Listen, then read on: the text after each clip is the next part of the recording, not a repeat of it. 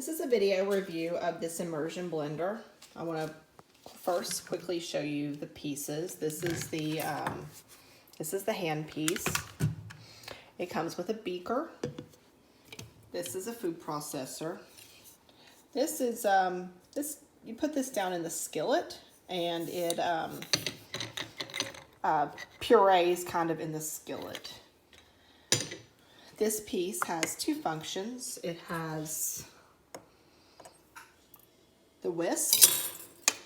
I don't know what these things are called, but both of these pieces fit inside. Now I'm going to show you how it works. I have this attachment installed already. I don't know what this is called, but this is great for soups and sauces that usually I do these on stovetop. You've got 2 speeds. You've got the regular on. You do need to hold down on it for it to work. And then you have turbo. So I'll give you a look at the blade.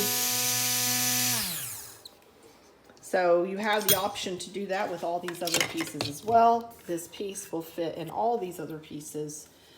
This miniature food processor is super handy. Those are some of my favorites. Of course, the whisk, that's great for eggs.